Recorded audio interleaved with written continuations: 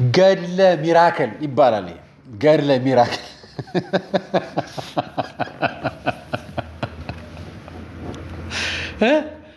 እውነትን ነው። ኬንያ የሰማው ወሬ ነው። እንደገና ነው እውነተኛ ወሬ ነው። እውነተኛ ታሪክ ነው።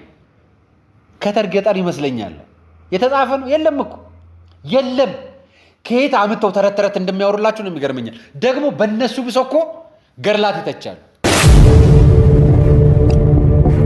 ራቁታቸውን ሲሄዱ ሲገቡ ትዝ ይላቸዋል።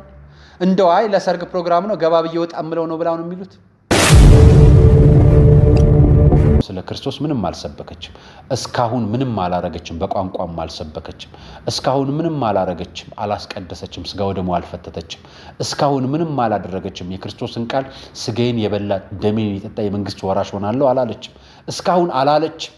ጠዋት ኪዳን፣ ሌሊት ማህሌት፣ ቀን ቅዳሴ እያስቀደሰች ምዕመኖቿን አልባረከችም፣ አላቀደሰችም። እስካሁን ምንም አላረገችም። ቤተ ክርስቲያን ወንጀል ስትሰራ የሽፍቶች መናገሻ ስትሆን ነው የከረመችው። እስካሁን ምንም አላረገችም። ስላላረገች እነዚህ ወጣቶች ተሰብስበው ቤተ ክርስቲያን ስትታደስ ነው ማየት የሚፈልጉት። ሰላም ጤና ይስጥልኝ ውድ የአራያ ሚዲያ ቤተሰቦቻችን እንደምን አላችሁ? በያላችሁበት ሰዓት አቆጣጠር እንዳላችሁበት ሁኔታ ሰላማችሁ ብዝት ይበል ማለት ፈልጋለሁ። ወንድም እህቶቼ፣ ታላቅ ታናሾቼ እንደየእድሜያችሁና እንደየክብራችሁ መጠን ሰላማችሁ ይብዛ ነው ብዬ የምጀምረው። ዛሬ ትላንትና ዓመታዊ ክብረ በዓሏን የእመቤታችን የቅድስተ ቅዱሳን ድንግል ማርያምን አክብረናል አይደል? ዛሬ ደግሞ ቅዱስ ዑራኤል ነው። ወርሃዊ በዓል ስላደረሳችሁ እንኳን ደስ ያላችሁ፣ እንኳን አደረሳችሁ። ብዙዎቻችሁ የእመጓ ዑራኤልን ጉዳይ ሁሉ ጊዜ ስነግራችሁ ታውቃላችሁ። እመጓ ዑራኤል አዳዲስ ነገሮችን ጀምረናል። እሱን ነገር አሳውቃችኋለሁ በቅርብ ቀናት ውስጥ ማለት ነው። እመጓ ዑራኤል ከአዲስ አበባ መሄድ ለምትፈልጉ ዛሬም ከአዲስ አበባ ከላምበረት ወደ ደብረ ብርሃን ወይ ደግሞ ወደ ሞላሌ የሚሄድ ትራንስፖርት አለ። በሌሊት ነው የሚሄደው። ሞላሌ ከደረሳችሁ በኋላ በጋሪ ወይ በባጃጅ እመጓ መግባት ትችላላችሁ እና ትንሽ የጋራ መንገድ አለች። እሷን መውረድ ትችላላችሁ። በቃል ኪዳኑ መሰረት ማለት ነው። እመጓ የምትሄዱ ሰዎች የዛር ውላጅ የቤተሰብ ዛር ውላጅ የደብተራ መተት ክፉ መንፈስ በሙሉ እንደሚተናበትበት ነው። ቅዱስ ዑራኤል ቃል ኪዳን የሰጠው ስፍራ ነው። ብቸኛው ለቅዱሳን መላእክት የተሰጠ ገዳም ብቸኛው ገዳም ነው በዓለም ላይ እና ቅዱስ ዑራኤል በቃል ኪዳኑ መሄድ ከፈለጋችሁ እናንተም የቃል ኪዳኑ በረከት ማግኘት ከፈለጋችሁ ቅዱስ ዑራኤል እመጓል ገዳም እንድትሄዱ ጋብዛችኋለሁ። የዛሬው መረጃዎችን ነው ይዤላችሁ የመጣሁት። አንደኛው የአቡነ ገብርኤል ልጆችን አሳያችኋለሁ። በሌላ ተሐድሶዎቹ የአቡነ ገብርኤል ልጆችን አሳያችኋለሁ። ሌላኛው ደግሞ ቤተ ክርስቲያናችን አትታደስም። በሰርግ አትታደስም። በሐዘን አትታደስም። በቅዳሴ አትታደስም። በምጽዋት አትታደስም። ቤተ ክርስቲያን አትታደስምና ቤተ ክርስቲያን ያነጠላ መግባትን እንደ ነውረኝነት እንድታዩት ሙሽሮች ወደ ሰርግ ቤት ስትመጡ ክርስትናን ለብሳችሁ እንድትመጡ እንጠይቃችኋለሁ። ይህን ማሳያችሁ ከማስረጃ ጋር ነው። ሌላኛው መረጃ የሰው ልጅ በሁለት የተረተረው ፓስተርን አሳያችኋለሁ። በሁለት የተረተረውን ፓስተር ደግሞ በማስረጃ ነው ማሳያችሁ። ሌላኛው መረጃ ደግሞ ክታብ እየገዙ የአንገት ማተብ እየገዙ በቸርቾቻቸው ቤተክርስቲያንን ጠላት አድርገው ስለተነሱ ሌሎች የሃይማኖት ተቋማትን ነው ማነሳላችሁ በማስረጃ ጭምር። አራያ ማካሻን እኚህን ፕሮግራም አዘጋጅቼ ማቅረብላችሁ። ይህ የቃለ ቀርን ሚዲያ አይደለም። ይህ የአራያ ሚዲያ ነው። በሚዲያችን ስትከታተሉ ከዞብል ተራራ ከመንፈሳዊ አባቶች ገዳም እስከ ሚሊኒየም አዳራሽ 20 ትኬት ጋብዣችኋለሁ። ጥቂቶቹ እየተቀበሉ ነው። እናንተ ደግሞ ትቀራላችሁ እና ከራማ ኪዳነ ምሕረት ዞብል ተራራ ላይ አባቶች መነኮሳት አባቶች የ400 በላይ አምነት ተማሪዎች ያሉበት ገዳም ላይ ለገዳሟ ድጋፍ የሚሆን 20 ሺህ ምዕመናንን በየአውደ ምሕረታችሁ በየደብራችሁ በየቤተክርስቲያናችሁ ደጀ ሰላም ላይ ቲኬት የ200 ብር ቲኬት እየሰጧችሁ ነው እና እናንተ ደግሞ እሱን በመግዛት ምዕመናንን በሰብሰብ የጸሎትና የምላስ ስነ ስርዓት በሚሊኒየም አዳራሽ ይከናወናልና እዛ ተጋብዛችኋል። ሁላችሁም ተጠርታችኋልና እዛ እንድትገኙ ተጋብዛችኋል። እንዳትቀሩ። ቲኬቱን ደግሞ ማግኘት ከፈለጋችሁ በእኔ መደወል ትችላላችሁ። በአውደ ምሕረታችሁም የሚገኙ ሰንበት ትምህርት ቤቶችም በሚገኙ አውደ ምሕረቶች ደጀ ሰላም ላይም እየሸጡ ስለሚገኙ 2020 ሺህ ሆነን 200 ብር አንድ ቲኬት ብንገዛ ገዳሟን እንታደጋለንና የሚችለውን ድጋፍ እናደርግ ማለት ፈልጋለሁ። ከመሸጋገሪያ ማስታወቂያ በኋላ ወደ ፕሮግራማችን እንገባለን።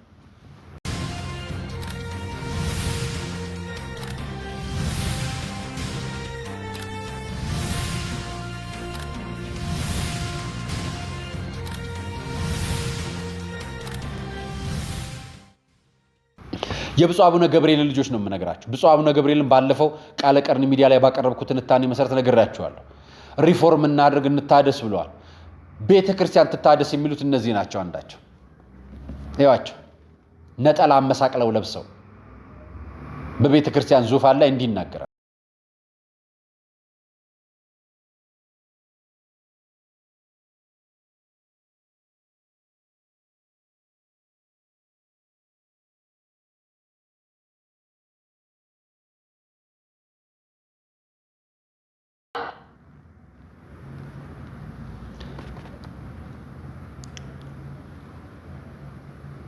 ራያቸው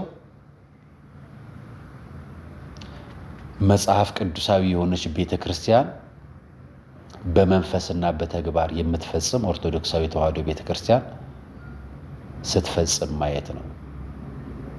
ስለዚህ እስካሁን እየፈጸመች አይደለች።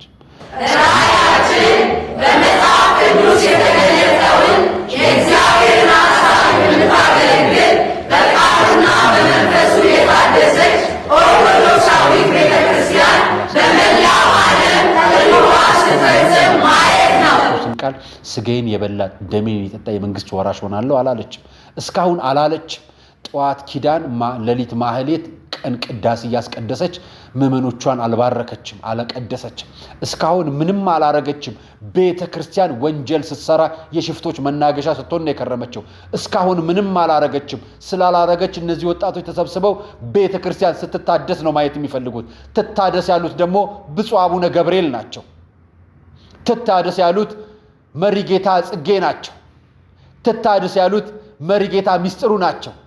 ቤተ ክርስቲያን ነች ቆሻሻ ብለው የተናገሩት መሪጌታ ጽጌ ናቸው። ትታደስ ያሉት እነሱ ናቸው። ቃል በቃል ትታደስ ያሉት ብፁዕ አቡነ ጴጥሮስ ናቸው። ብፁዕ አቡነ ገብርኤል ናቸው። ትታደስ ነው ያሉት። አዎ ሪፎርም ያስፈልጋታል አሉ። እነዚህ ደግሞ ነጠላ ለብሰው መጡና አዎ ትታደስ አሉ። ራእያችን አሉ። የዓለም ፖለቲካ ቃል አመጡና የቤተ ክርስቲያን ራእይ ፈለጉ። የቤተ ክርስቲያን መነሻዋም መጀመሪያዋም መጨረሻዋም ክርስቶስ ነው። ቤተ ክርስቲያን እስከ ዛሬም የክርስቶስን ስጋና ወደሙ እየፈተተች ለምእመኖቿ እያቀበለች ምእመኖቿም እየተቀበሉ ጻድቃን ሰማዕታቶቿም ይህን ተሻግረውት ያሻገረች ቤተ ክርስቲያን ነው የምንከተለው። ታዲያ የኦርቶዶክስ ተዋሕዶ ቤተ ክርስቲያን ከዚህ ውጭ ምን አድርጋ ታውቃለች?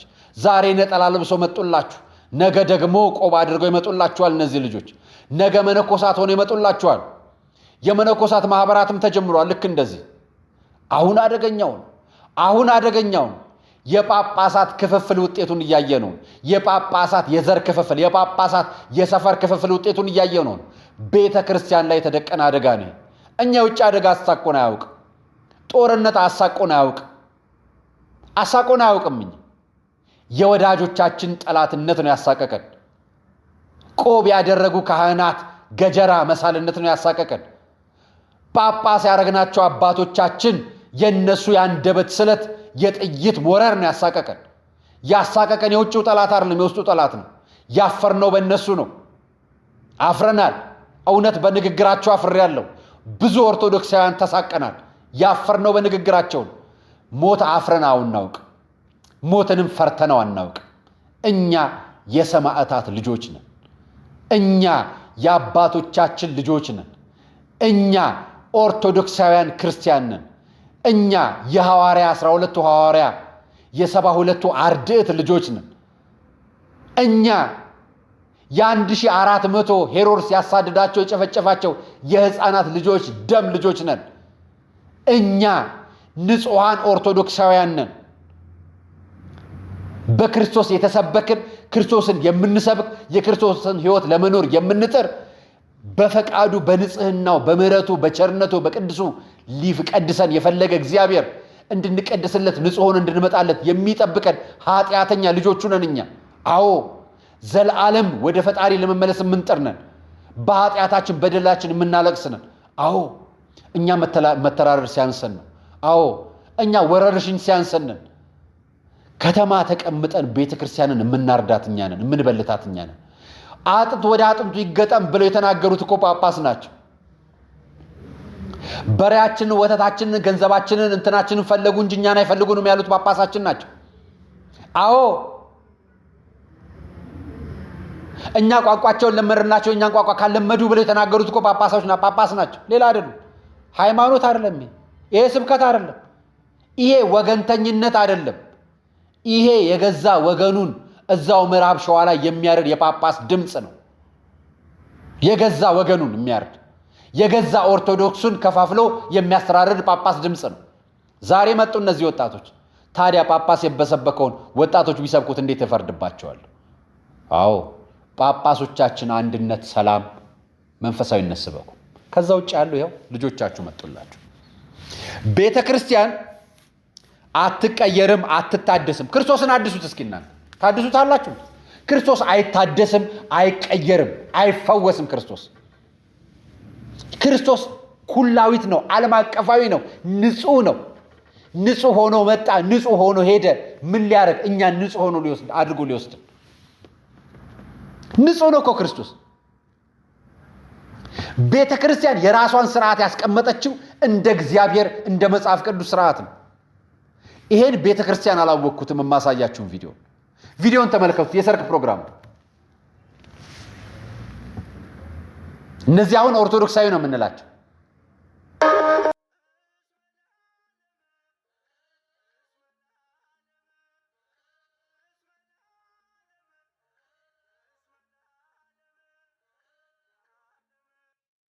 እንግዲህ እየተሳለሙ ነው እንደምታያቸው። እነዚህ የሄዱት ሰርግ ላይ አጋጣሚ ትዝ ብሏቸው መኪና አቁመው እንደገቡ አይነት ነው የምናያቸው አይደል? ስለት ሊያስገቡ ነው ዣንጥላውንም የምንል ሰዎች አለ። ይሁንላቸው፣ ስለት ሊያስገቡ መጡ።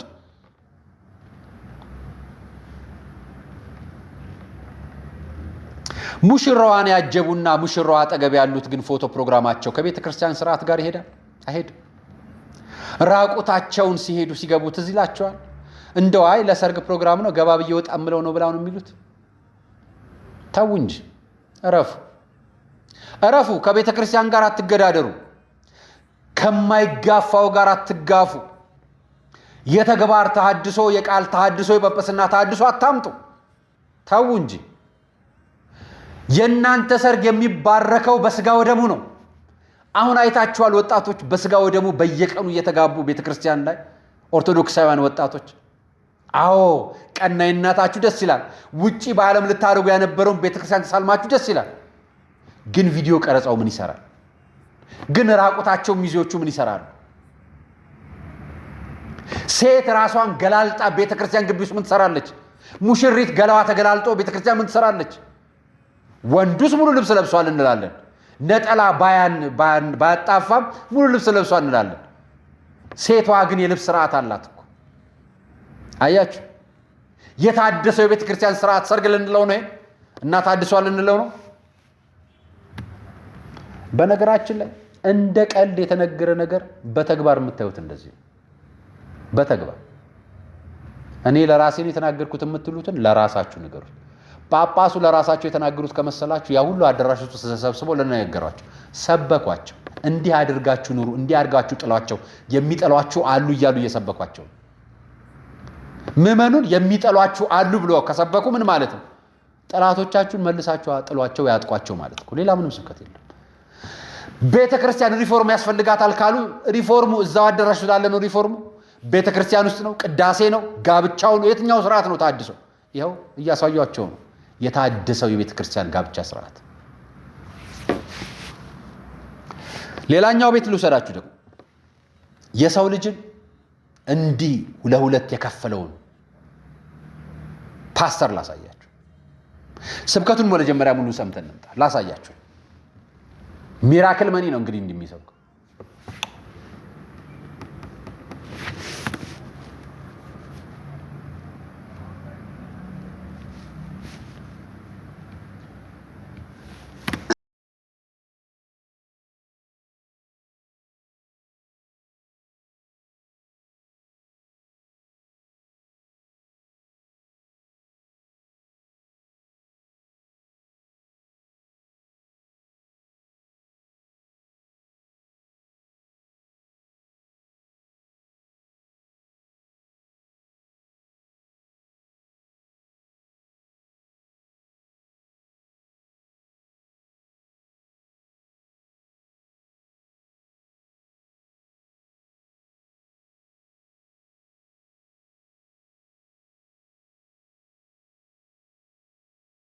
እዛው መሰዊያ ላይ ለሁለት ተከፍሎ ሞተ። እውነተኛ ታሪክ ነው የምነግራችሁ። ለሁለት ተከፍሎ ሞተ ፓስተሩ። ከዛ ህዝቡ ቀበሩት፣ መረጡና ሌላ ቤተክርስቲያን ፓስተር ሾሙ። የከተማው ህዝብ የሚታወቀው በጾም ጸሎቱ ነው። ሁለተኛ ፓስተር መረጡ። ሁለተኛውን ፓስተር እንዲሁ ሌሊት በሚጸልይበት ሰዓት እዛ መሰዊያ ላይ ገብቶ እሱም ሞቶ ተገኘ። ሶስተኛ ፓስተር ተደረገ።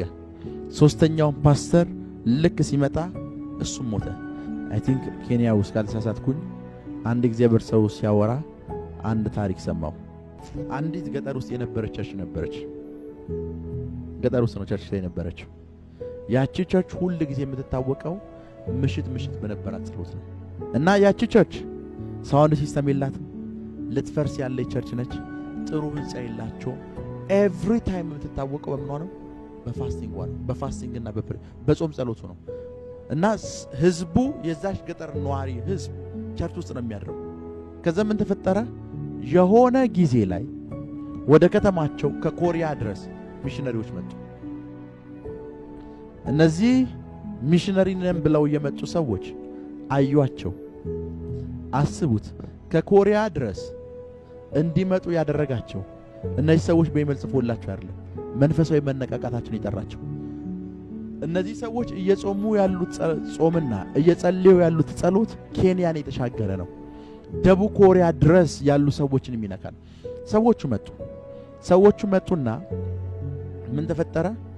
ህንፃ እንገባላችሁ፣ ለፓስተራችሁ ደግሞ እንትንስጡ አሉ። ይሄ ስኮላርሺፕ፣ ሌላ ቤተክርስቲያን ኮሪያ የሚሄድበት ስኮላርሺፕ። የከተማው ህዝብ የሚታወቀው እግዚአብሔር የሰጠን እድል ነው ተባለ። ምስጋና ፕሮግራም አደረጉ። ህንፃው ተጀመረ። ገድለ ሚራክል ይባላል። ህንፃው ተደርጎ ከተጨረሰ በኋላ ፓስተሩ ከፒኤችዲ ተመለሰ። ፓስተሩ ፒኤችዲ ተምሮ ተጨርሶ ህንፃው እውነትን ነው። ኬንያ የሰማው ወሬ ነው። እንደገና ነው እውነተኛ ወሬ ነው። የመጀመሪያ ቀን እውነተኛ ታሪክ ነው። ህዝቡ ጋር አብሮ ጸልዩ። ከተርገጣን ይመስለኛል የተጻፈም የለም እኮ የለም። ከየት አምጥተው ተረት እንደሚያወሩላችሁ ነው የሚገርመኛል። ደግሞ በእነሱ ብሶ እኮ ገድላት ይተቻሉ። የሰማዕታትን ተአምራት፣ የእግዚአብሔርን ተአምር ይተቻሉ። በእነሱ ብሶ ማለት መረጡና ኮሪያዎች መጥተው ስኮላር ሰጥተውት ሲመጣ የእግዚአብሔር ሚራክል አሉት። በቃ የሚገርም ተአምር አሉት። ሲመለስ እዛው ጸሎት ላይ መሰዊያው ላይ ቆሞ ጌታ ለሁለት ተረተረው አለ ሰውየው። እና ይሄ ስብከት ነው። አሁን ይሄ ተአምር ነው። እውነታችሁን ነው። የምር ትቀልዳላችሁ። የምር በጣም ነው የምትቀልዱበት። እና ይሄንን ሰምተው 22 ጋር እናንተ ቸርች የሚመጡ ምዕመናን አሉ። እንዴት አይነት ብንወርድ ነው? በየትኛው ምዕመን ብንቀልድ ነው? እንደው የትኛው ፕሮቴስታንት አማኝ ነው እንዲህ አይነት ነገር ሰምቶ ቀጣይ ዛኛው ቸርች ሊድ ብሎ የሚከተለው? ያሳፍራል እኮ። ይሄ እኮ ውርደት ነው። ይሄ እኮ ቅሌት ነው። ቅሌት ነው። ፓስተሩን ለሁለት ተረተረው እያልክ ፓስተር ለመከተል የሚሄድ ምዕመን ካለ ያሳፍራል። ገድላችሁ የለ፣ ታምራታችሁ የለ፣ የተጻፈ የላችሁ፣ የተቀመጠ የላችሁ፣ አፋችሁ ላይ ነው ያለው። የምትነዱት በፓስተሩ ምላስ ነው። እኛ እነግራችኋለን። አቡነ እንትና የሚባሉ አባታችን ሲሳሳቱ ተሳሳስቱ እንላለን። ሲጻፍ በሊቃውንት በኒቂያ ጉባኤ ተሰብስቦ የዘጠኙ ቅዱሳን የሐዋርያት የሰማዕታት የነቢያት ገድል ተጽፎ ነው ያለው። መጽሐፍ ቅዱስንም እኮ የጻፉት በመንፈስ ቅዱስ ምሪት ቅዱሳን ሐዋርያት ናቸው። በነገራችን ላይ መጽሐፍ ቅዱስ ላይ ያለው 81 ነው አይደል የምንለው? የቶማስ መጽሐፍ እንዳለ ታውቃላችሁ? መጽሐፈ ጴጥሮስ፣ መጽሐፈ ቶማስ፣ ሁሉም ሐዋርያት በስማቸው መጽሐፍ እንዳለ ታውቃላችሁ? በመንፈስ ቅዱስ ምሪት የተጻፈ አለ። የት ነው የምታገኙት? አላችሁ ወይ? በነገራችን ላይ ዛሬ ፓስተር የሚባለው ለምን ትናንትና ክርስቶስ ፓስተር አላላቸውም ነበር? ለምን ሐዋርያ አላቸው? ለምን ፓስተር አልተባሉም? ያን አያችሁ። የኛ አባቶች ብፁዓን አባቶቻችንን በቅዱሳን ተሰይመው እንዲቀመጡ የሚደረገው በሐዋርያቶች፣ በጻድቃን፣ በሰማዕታት ስም እንዲሰጣቸው ነው የሚደረገው። የራሳቸው ስም የላቸው። ብፁዕ አቡነ ማትያስ የግል ስማቸው መጀመሪያ ሰው ሆኖ ከልጅነታቸው ከእናት አባቸው ስም ሲሰጣቸው ስም አቡነ ማትያስ የሚባል ስም አለ።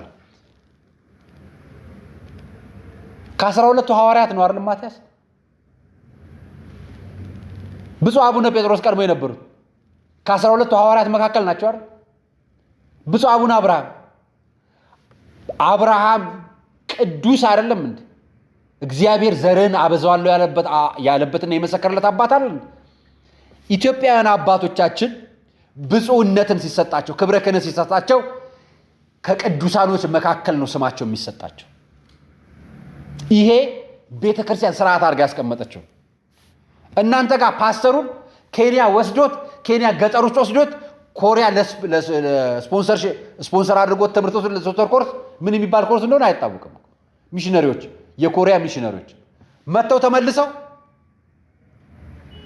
ሲጸልይ አናቱ ለሁለት ይሰነጥቀቃል።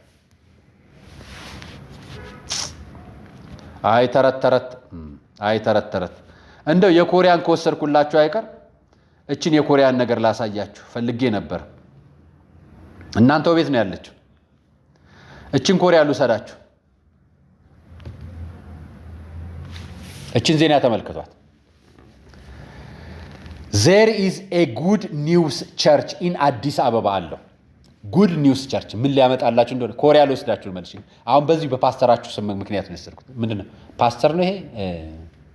እኔ እንጃ ብቻ ለእናንተ ለምትሉት በሉት በፈለጋችሁ። እኔ ምን አይመለከተኝም። እሱ ግን እንግዲህ ሲመጣ ለሁለት የተረተረውን ቸርች እንግላሳያችሁ።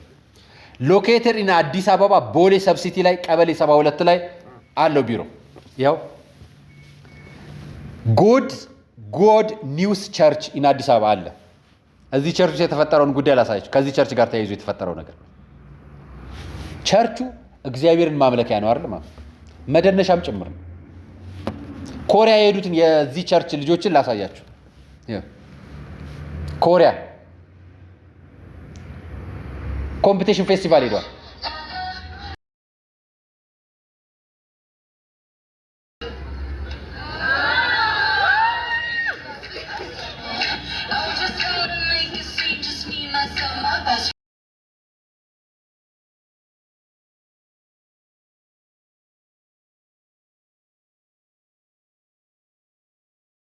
ዳንሱን ላሳያችሁ አይደል? እነዚህ ዳንሰኞች ከኋላ የቆመውን ነገር እንድታዩት። ኮሪያ የሚገኘው ቅርንጫፍ ጽሕፈት ቤት ነው። አዲስ አበባም አላቸው ቸርች። ጎድ ኒውስ ቸርች ነው እና ሚራክል። እዚህስ በሚተረተር የለም ለሁለት የሚተረተር ቀልዳችሁ አያልቁም ብዬ ነው ያቀረብኩላችሁ። የዛሬው ፕሮግራሜ መጨረሻውን ለነገ አቀርብላችኋል። ነገ ላይ አቀርብላችኋል። የክርስቲያን ማተብ በማንጠልጠል የከበረው ቸርችን ነው ማሳያችሁ። ነገ ደግሞ አመጣላችኋለሁ። ስለዚህ የኦርቶዶክስ ጥላቻን ሆነ ተብሎ እየተሰራበትና ዘመቻ እየተከፈተበት ስለሆነ እሱን አሳያችኋለሁ። ታዲያ የኢትዮጵያ ኦርቶዶክስ ተዋሕዶ ቤተክርስቲያን ዘመቻው ሲከፈትባት ጳጳሳቱ ላይ ብትጀምሩ ካህናቶቹ አሉ፣ ካህናቶቹ ላይ ብትጀምሩ ገዳማውያኑ አሉ፣ ገዳማውያኑ ላይ ብትጀምሩ አንዱን ብታፈርሱት አንዱ ይቆማል። ከ12 በላይ ፒላር አላት ቤተክርስቲያን። በአንዱ ብቻ ጸንታ ቆም አታውቅ። በሁሉም ታቆማለች። የአብነት ትምህርት ቤቶች እየፈረሱ ነው እያያችሁ። ዛሬ የምነግራችሁ 400 የአብነት ተማሪዎች ያሉበት ውሃ መጠጥ መንገድ የሌለበት ገዳምን ነው ማሳያችሁ። ራማ ኪዳነ ምህረት። እዛ ኪዳነ ምህረት ገዳም አባቶች ከአማራ ክልል ሰሜን ወሎና ከደቡብ ትግራይ ራያ ላይ ነው የሚገኙት። ዞብል ተራራ ላይ ይገኛሉ። እነዚህ ገዳማውያን አባቶች መነኮሳት አሉ። በጣም ብዙ መነኮሳት አሉ። ሴት መነኮሳት፣ ወንድ መነኮሳት አሉ። ያቺ ገዳም ከተመሰረተች 1300 ዓመተ ምህረት አልፎታል። 1300 ዓመተ ምህረት በ1300 ዓመተ ምህረት ውስጥ ጦርነት፣ መከራ፣ ስቃይ፣ ችግር፣ በደል በጣም ብዙ ነገር ደርሶባቸዋል። እዛ ከተማሩ የአብነት ተማሪዎች ካህን የሆኑ አሉ፣ ቆሞስ የሆኑ አሉ፣ ጳጳስ የሆኑ አሉ። ዛሬም ያቺ ገዳም አለች። ገዳሟ ዛሬም ስቃይና መከራ ውስጥ ትገኛለች። እኛ ከተማውን ገረፍ እያደረግን እየነካን እየተውን ገዳም ያሉትን ደግሞ ማቋቋም ስራችን ነው። ከራያ መጥተው ሚሌኒየም አዳራሽ ላይ የጸሎትና የምህላ ፕሮግራም አዘጋጅተዋል። ታኅሳስ 5 በሚሌኒየም አዳራሽ እዛ ፕሮግራም ላይ 20 ምዕመናን ትኬት አዘጋጅቻለሁ። መሳተፍ ለምትፈልጉ ከታች በምታዩ ስልክ ቁጥር ለኔው በመደወል ትኬቱን መውሰድ ትችላላችሁ። ለሌሎቻችሁ ደግሞ ትኬቱን በአቅራቢያችሁ በሚገኙ ቤተክርስቲያን አድባራትና ቤተክርስቲያን ገዳማትም ስር ፊት ለፊት የሚሸጡ ወጣቶች ይመጡላችኋል። ትኬቱን እየገዛችሁ በሚሊኒየም አዳራሽ ታኅሳስ 5 እንገናኝ። አንቀርም። የራማ ኪዳነ ምሕረት አባቶችን ጥሪ እንሰማለን። እኔም ነግሬያቸዋለሁ።